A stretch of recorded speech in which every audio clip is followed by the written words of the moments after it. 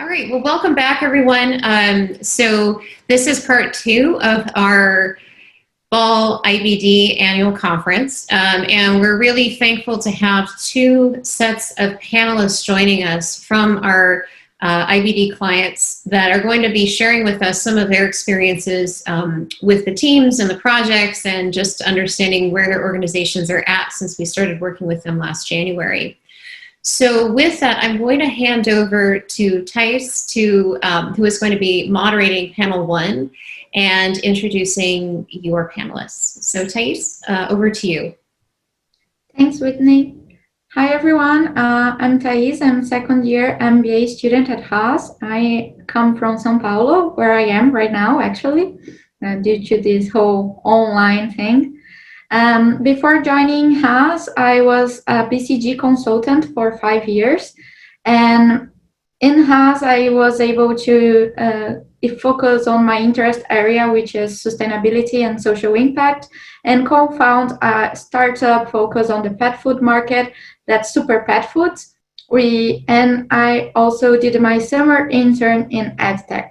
I'll be facilitating the panel today, and I would like to ask my colleagues, Cassandra and Devin, to introduce the panelists that were their clients. Thanks, Thais. I'm really excited to introduce Auli Palrainen. I had the pleasure of working with her and her colleague Timu this year. Auli is the managing director of North and South America of Mastin, originally from Finland, but she currently resides in Vancouver. She brings 25 years of experiences across business management, sales, strategy, project management, and operations. And prior to Mastin, Auli worked as a business management strategist for 10 years at Red Hot Box Corporation, where she provided strategic guidance to both for-profit and nonprofits, specializing in socially and sustainable business practices. And she also spent 3 years as a business manager at Craig Ross General Contracting and 9 years as the president and creative director for Inspired Group Events, Inc., where she established an award-winning company to produce high-end corporate events. With that, I will pass it to Devin. Great, thanks, Cassandra. So I had the privilege to introduce Yasmin today. Yasmin Buckner is the Chief Operating Officer at Asahi University in Ghana, and she's been focused on education in Africa for the past 7 years. Prior to her role at Asahi, Yasmin spent 4 years as the Chief Operations Officer at Akamba Youth in Johannesburg and held a business development role at Tiba Education in Cape Town.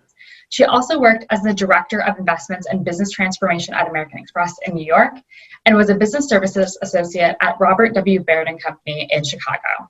She holds an MBA in Finance from the Ross School of Business at the University of Michigan and a Bachelor's of Arts in Economics from Cornell University. Our team was incredibly lucky to work with Yasmin over the past semester, and we are beyond excited for her to join the panel today. Thank you. And Thais, I believe Richard's on if you'd like to introduce him.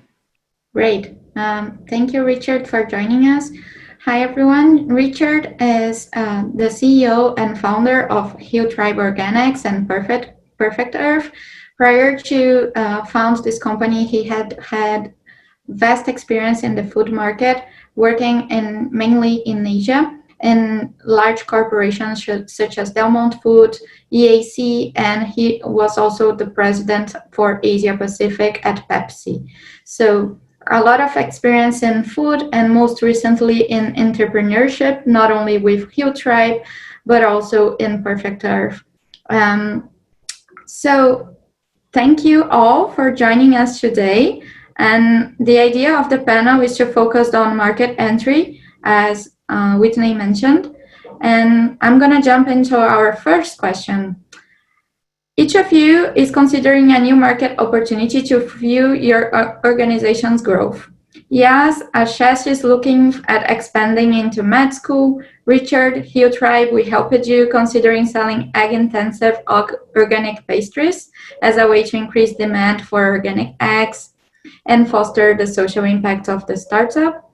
And Auli Maston is evaluating the US market opportunity for its eco-friendly sprayable paint. How did the IBD team's work get you closer to reaching a go, no-go decision on the opportunity that you were aiming to reach? So I'll let you, any of you who wants to jumpstart. I can get started. So our backdrop for this program was that we already were coming to this market regardless, because we have other product groups that we were going to launch. Our big question mark was about our WISE H2O technology, which is water-based spray paint and is first of its kind in the world with being solvent-free. And combined with that, we were also looking at how are we going to launch also the custom color tinting option with that. This program was extremely helpful for us to actually clarify what are we going to do? Are we going to focus on licensing? Are we going to launch our own brand? What is involved? Who is our target market? We had research from Europe to that end, and this is something that we had already done there, but we were really unsure about what North America would look like. So there was some really key things that happened during the program. Consumer survey, which was absolutely critical for us to understand who our target audience is, and there were some surprises there for sure. The touch points at the retail level were essential because they will be our customers, and the information that we got out of that was very, very important to us. Basically, the program confirmed the hunch that we had and then added some extra value in terms of how we should go about it. So absolutely, it was critical for us to make the final decision to go ahead. Great to hear that, Ollie. Yes, Richard, any of you want to jump in? Sure, I'm happy to go next. Hi, everyone, again, and thanks for welcoming me on this panel. So Ashesi University actually is in the process of developing a strategic plan for the next decade. And medical school is just one of many ideas that we're exploring as we look to deepen our impact over the next 10 to 20 years. In fact, when we started our whole process, there were about a dozen projects that were in play. And as we've trimmed down and began to fine-tune our strategy, medical school still remains very strongly in the running. And I attribute that a lot to the work that the IBD team did. Prior to the team coming on board, we had very limited understanding, I think, of the medical school landscape in Ghana and internationally. They left us with a lot of extremely insightful data around, who our prospective competitors were, best practices globally as we think about curriculum design and the value proposition that Ashesi can offer. They really helped us to unpack the medical school opportunity specifically for Ashesi, and it spurred many meaningful conversations subsequently with Patrick Iwa, who's a founder of Ashesi, and we have a better grasp of what an Ashesi medical school could look like and where we could have the most impact.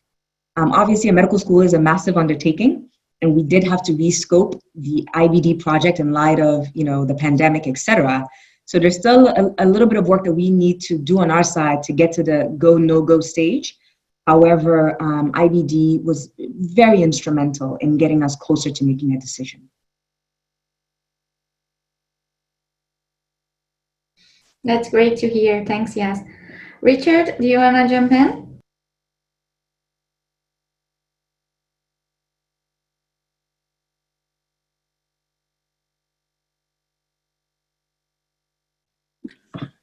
Hill Tribe Organics is a social business in Thailand where we have the Hill Tribe people in the northern part of Thailand produce organic free-range eggs. And so the impact is great. Each family that begins doubles or triples their family income, but we can only add farmers if we have demand. And we're already in all the major retailers in Thailand, where we originated the market and we're the market leader. So we were looking for ways to expand demand, and that meant moving outside of fresh eggs. And so the project was about bakery, because as we researched products that make high use of eggs, the best choice seemed to be bakery products. So we had a concept that we had originally developed that would involve having a range of products, but through the IBD research process, probably the biggest finding was to come down to one kind of iconic product, which are egg tarts. Originally coming out of Portugal, they moved to Asia, and they're a huge item in countries like Hong Kong and the southern part of China. So I think that was probably the biggest finding for us based on research with consumers. Even though Thailand was not available to the team, they were pretty resourceful, I think, in finding ways to access the consumer through their network and a little bit through ours. In addition, talking to retailers and people who were involved in the coffee chains, which is probably one of retail and coffee chains are probably the two biggest opportunities for us. So I think in the end, that was really fundamentally useful in our strategy. So by concentrating on egg tarts, I think we'll have a much more focused supply chain, less complexity, and it's probably the one product that we could really build an outstanding position in and distinguish ourselves. So we were really happy with the work that the team was able to do despite the limitations of COVID. Thank you all. Thanks, Richard. I'm glad that we were of support for such a beautiful cause. So the second question that we have is, how did the IBD team's work, product, and process compare to that done internally or by other consultants that you've worked with on similar project scopes? So in our case, the team was actually really challenged because we had a very recent experience of working with UCLA Global Access Program with another product group.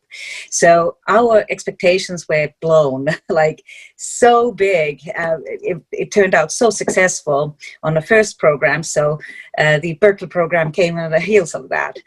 So we found that it was a very a different approach from this team, and it was equivalently, if not even better than what we experienced with UCLA program.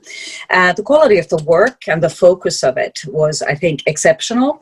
And to start out with, our expectations perhaps weren't set as high, because when we first got started, we were wondering, well, is there enough information or knowledge about the kind of product that we have?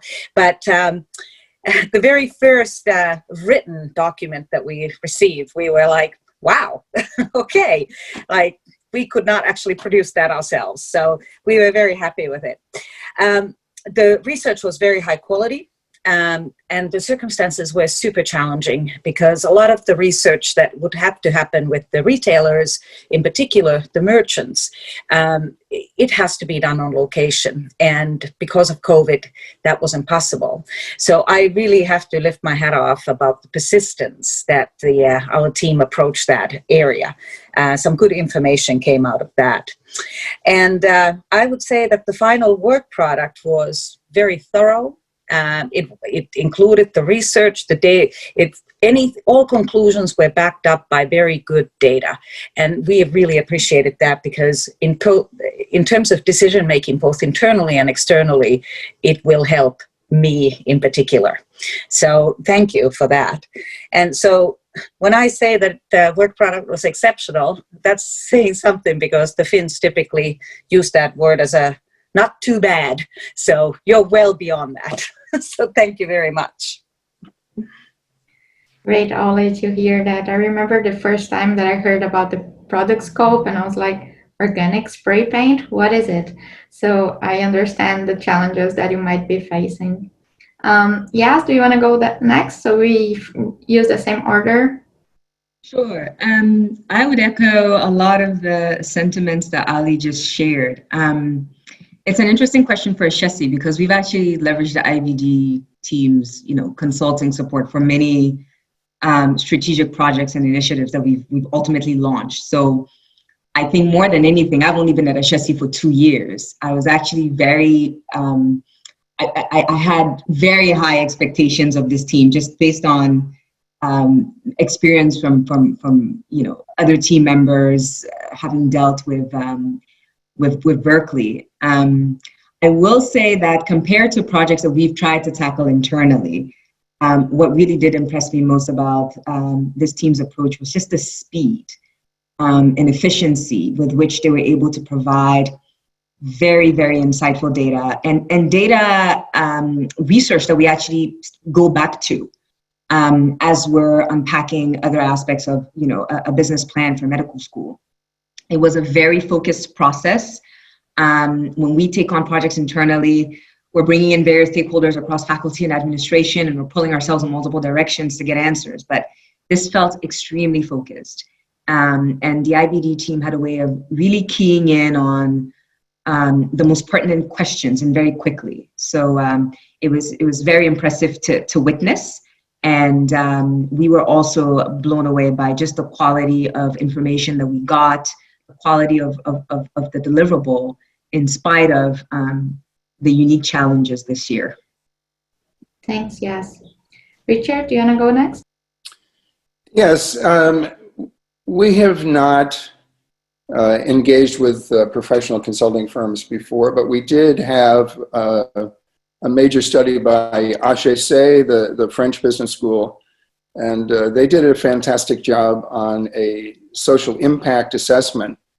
But it was quite different in the sense that it was a course on that topic, and so there was a real framework that they worked within, and so while we were very happy with that, this project was quite different. This was a real research project, required market analysis, understanding the consumer, the retail channel, the food service channel, understanding the economics, and also kind of supply chain and other logistical considerations.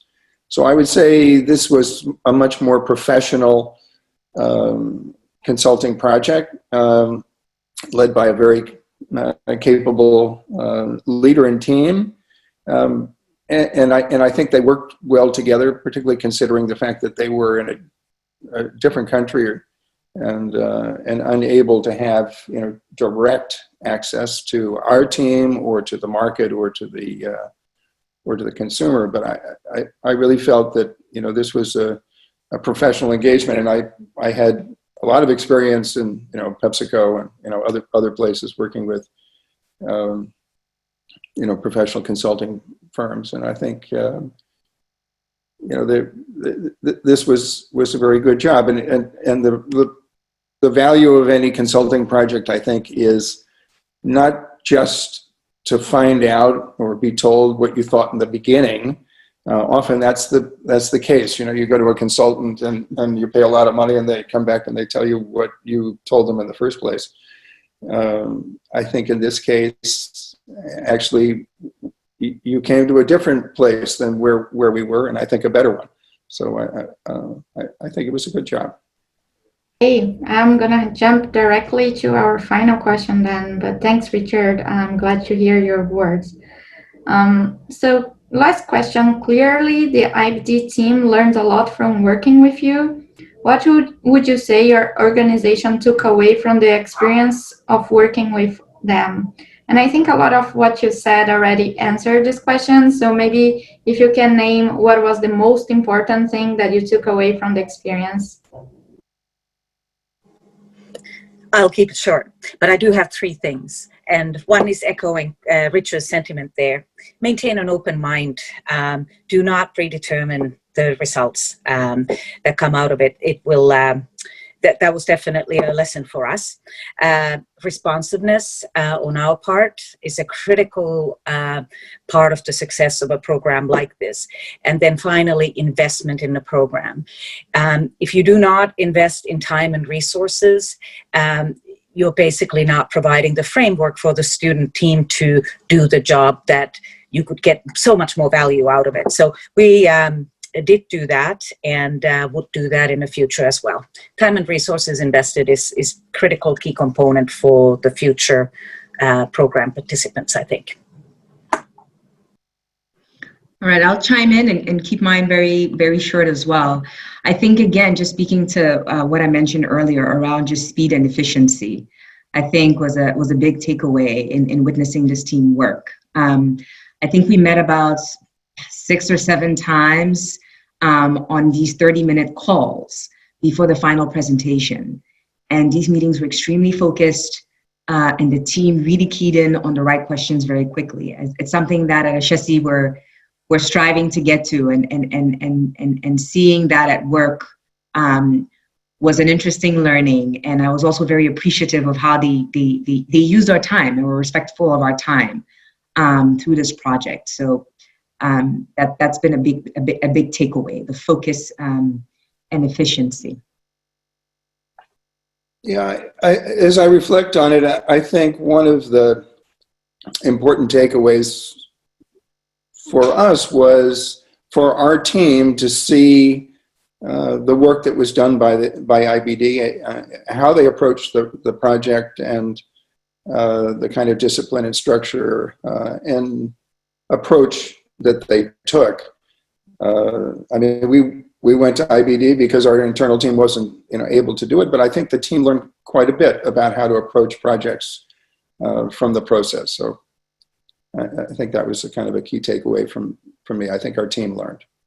Thanks, Richard. And thank you all for being able to come and participate on this panel. It's super important for us and for our community to have you here with us.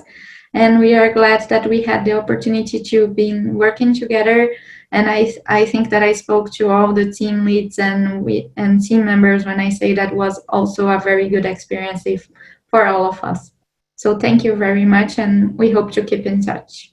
Whitney, that's on you. Great, thanks so much, and love hearing about the fact that you got a different approach from our students. I think that's something we pride ourselves on at Berkeley, right? We have more Nobel laureates because we sort of challenge convention, we challenge conventional thinking, and that's so needed. And it's great to see that it translates through to the work our students do and the value they bring to you. We're going to transition from our first panel, which mainly had a focus on marketing, to our second panel, which is going to focus a bit more on innovation. In just a minute here, I do want to call out a few guests that we have and just thank them for joining us. I see that Pete Johnson, head of our full-time program, has joined. Thank you. Tenny Frost. And a big shout out to Frank Schultz, my predecessor, our former faculty head for IBD. Thanks so much for joining us, Frank. We also have some potential clients and also current clients. So I see that Heidi's joined from Seva. Heidi, thank you so much for joining. I'm really thrilled that you could be with us today. So with that, I'm going to hand over now to Emily. And Emily, I'll let you kick off panel 2. Thank you so much, Whitney. I'm very excited to be here with our second group of panelists. My name's Emily, and I am a second year full-time, it feels weird to say, full-time MBA student. I was previously in Washington, D.C., working in the national security area, both in international defense and most recently as a consultant for FEMA on emergency preparedness.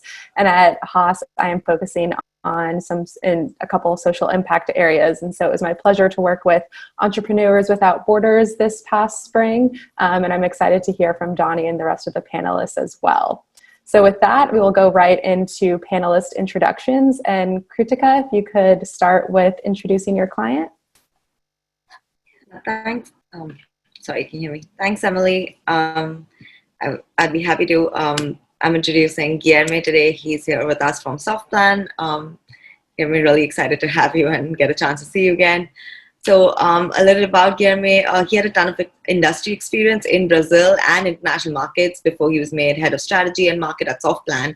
And this really included a little bit of everything. He's leading the areas of operations, market intelligence, strategic communication, and projects. And Guilherme, feel free to add if I'm missing anything here.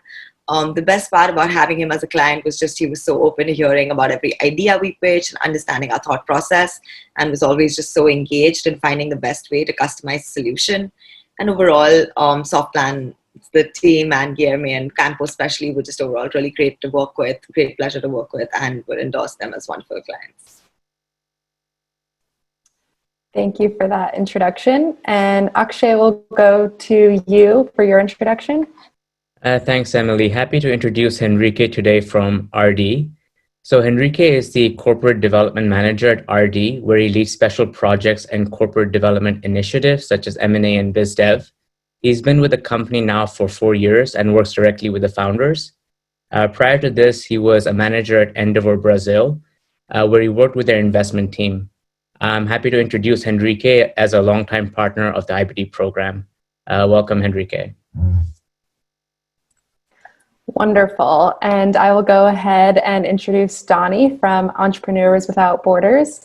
Donnie has been working with new ideas and innovation for over 20 years, including starting multiple companies, such as the food tech company Lohilo and the blockchain company Validicity, as well as advising many other startups. At the Royal Institute of Technology, KTH, in Stockholm, where he currently works, he has been creating and running what is considered one of the world's best innovation offices. And Entrepreneurs Without Borders, or EWB, came to fruition after many years of conversations with startups all around the world about how to help local founders start and grow sustainable companies. It was such a pleasure to work with Donnie and the EWB team last spring, and I'm excited to hear from all three of these panelists. So we'll go ahead and dive right in. As we mentioned, this panel will focus on how each of you is considering your approach to incubating innovation and supporting the process. So EWB is coming from the perspective of startups and entrepreneurs. RD's question is about how to best structure venture incubation activities from the corporate vantage point. And Softplane is moving ahead with a platform strategy. So my question for you is, how did the IBD team's work get you closer to reaching a go, no-go decision on the best approach for your organization? And Guillermo, we can start with you. Okay, hi Emily, hi everybody. Nice to see you again, guys. Krutika and team. It's so a great experience to be with you again, guys. As the first step, IBD understood how Softplan works in the deeper vision about our market, about our marketing strategy, our sales process, about our customer structure, about our product development. So, and then move to understand how the biggest platforms in the world are being structured, right? We are facing a big change in the business model in the entire world. So the platforms are getting bigger and bigger, and we have a very traditional product, a ERP product with 3 decades, 13 years of history. So it's a hard decision to move a consolidated business model to a whole new one, right? So IBD showed us how the biggest companies in the world are conducting this process. So it was a very strong support to us to choose the new ways, right? So how to adapt our business model to the platform way of thinking, right? It's much more than technology. It's a way of thinking the business, and IBD bring a great perspective of this big move in the whole world. That's great to hear. Sounds like they took on a big question there. Yeah. Wonderful. Enrique, do you have anything else to add from the RD perspective? Yeah, so hi everyone. It's a pleasure to be here. Nice to see you again, Colin, Akshay, Ellen, Joanna, everyone, Sanchit too. So I think for us, first of all, I think RD has a very well-defined project management workflow. So for me, it was very important for the team having the understanding how RD project execution works. And this was crucial for the project because this is how we can communicate well with our board and executive team. So after understanding how RD works with our projects, I think our team provided us a deep study on different players and did a great job summarizing it in choices to be made for each element of a corporate venture capital. So, for example, we can look for even for strategic or financial returns when we have a corporate venture capital.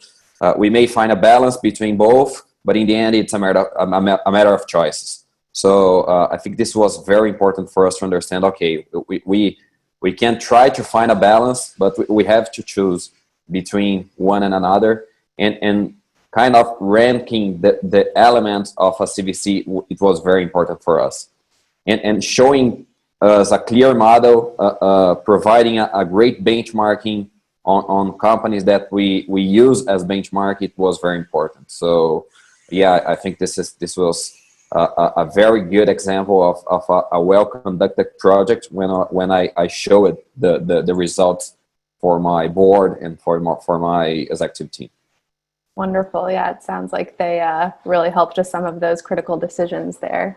And Donnie, finally hearing from you from a much younger organization and how the IBD team helped there. Indeed, a much younger organization. Sorry. Thank you for inviting me.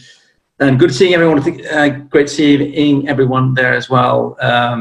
Emily and Kelsey, Nicole, Peter and Stephen. Thank you again for the job you did during the spring. And I think that if I'm going to bring it down into the short version, I think the main big thing that you helped us do was, I mean, we were kind of all over the place, doing a bit of everything, thinking of doing everything for everyone at the same time. So in that sense, we were our own best client when it comes to being a startup ourselves, I guess. And I think that one of the biggest things that you helped us do was to, come in with an external view and then just clear it up and come back with a very clear picture of a proposed clear way forward, and just making sense of all the data that we threw at you poor people. I think you did a marvelous job, and you really, really battled through it. So fantastic. We're very pleased. Wonderful. Well, that's definitely great to hear for the team. So as we discussed in an earlier panel, the IBD team work is one of just many consulting projects that companies engage with throughout, over the years. So would love to hear how the IBD team's work, product, and process compared to that done, either internally or by other consultants. So we can start in the same order. Guilherme, if you want to take it as well. Well, Emily, it was a great experience too, because we have a multi-different cultures and backgrounds and networking inside the program. So guys from US, from Asia, from Europe, from all over the world with a lot of different experiences. So the mix of these experiences and backgrounds and networking combined makes amazing background to construct the project with a global vision, right? So the network from the team to talk and do benchmarks with the big companies all around the world made all the difference. So a local company of consulting or anything like that, it will be very difficult to achieve the same result, because the networking does all the difference. So in our case, we are with LinkedIn high executives, with Salesforce, with big players in the world that are very hard to reach them with regular project. So it made all the difference to the final result of the project, certainly. Sounds like they got some great access to information there. Wonderful. Yeah. And Enrique, what about you with the RD team? How did this consulting project compare? Yeah, so first of all, I think we have to make a disclaimer here because this is our fourth project with IBD. We've been working for 4 years, and I think it's really hard to find most skilled strategic thinking people in the world, not only in Brazil, but in the world. And even internally, our best talents, they are often immersed in urgent projects.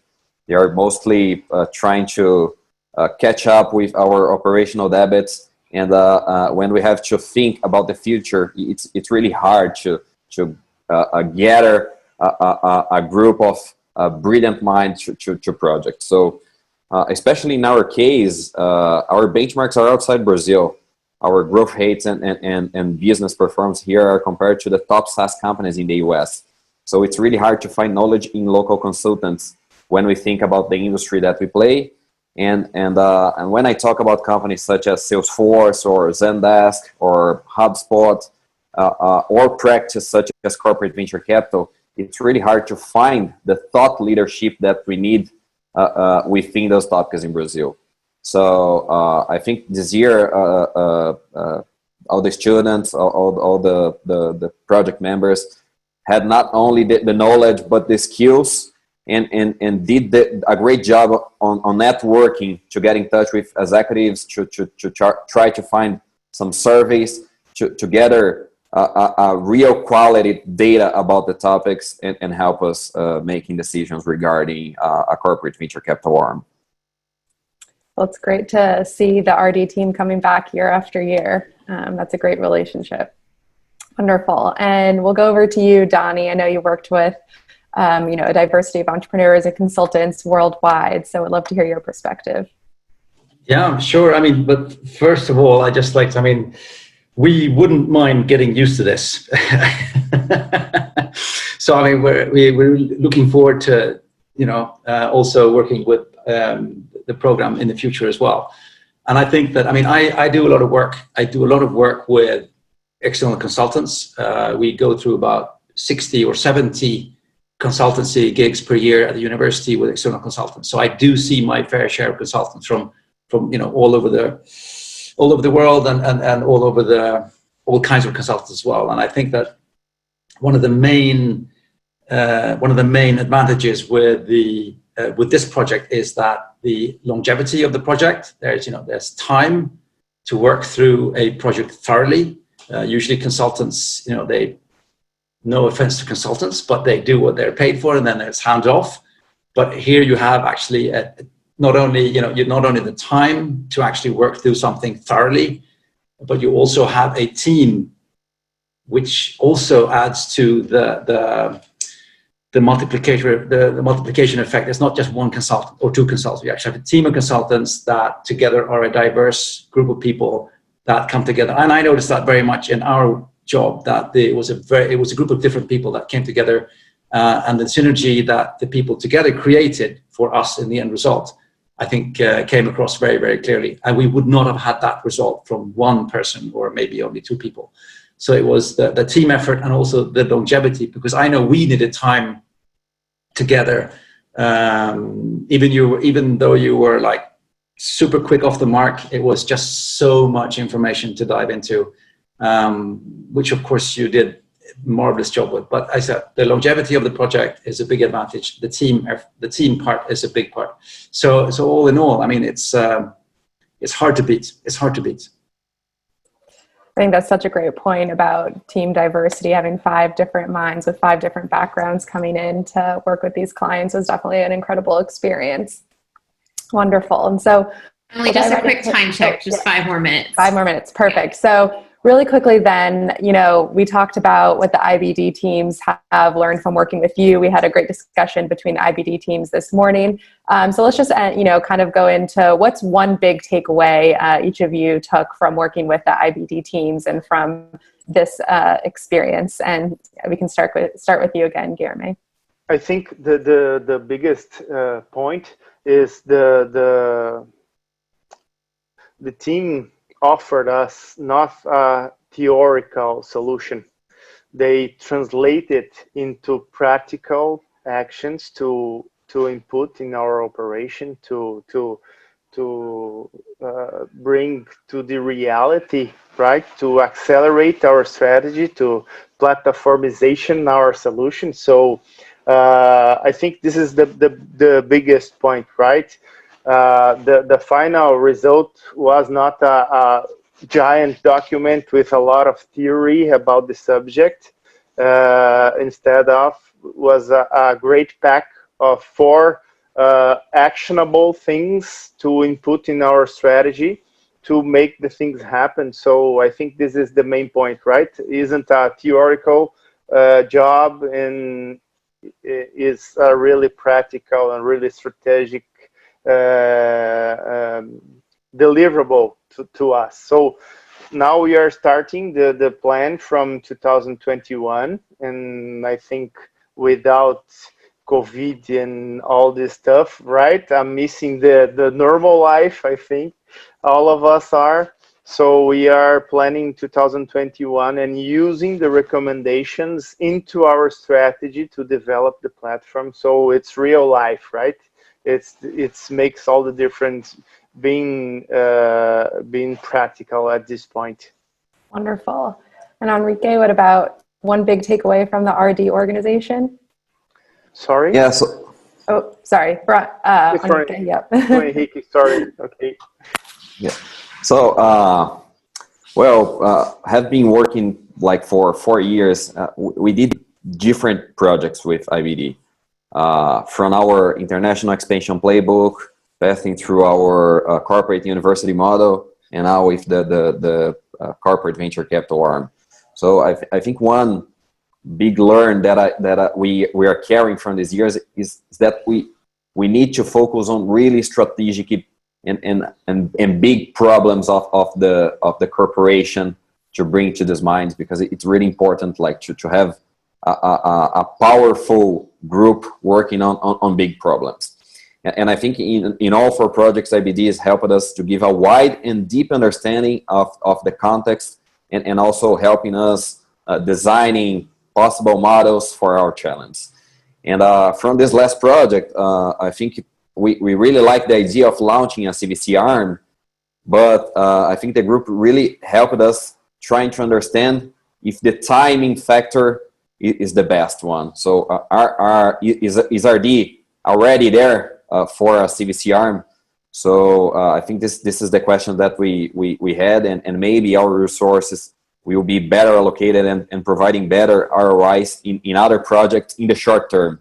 So I think this was it's really practical and really actionable by our side. So it's easy for us to take decisions on investments, on next investments, and understanding that for the long term, maybe we have to keep in mind that timing, it's very important for a CVC arm. And we look forward to seeing the direction that goes. And so I know we're running up of time here. So Donnie, one last word on, one big takeaway or one moment that you'll, really take away from this experience. One word: structure. No, but it all boiled. It all boiled down to getting a structured way of approaching, the next step. So, the best practices handbook, the one-pagers that we could actually, take and just go out to a corporate client. It suddenly everything it was clarity and structure. Those are my 2 words. Well, I know our team loves to hear that. It was wonderful hearing from all 3 panelists. This was, such an incredible thing to hear from clients who worked with other teams, as well as from you, Donnie. So I thank you all. And I think, Whitney, are we at time? We are. Right. Thanks, Emily, and thank you again to our panelists. Fantastic to hear about how this has all played out for you. And also, I know that it's late in some of your time zones, so appreciate the staying up after hours.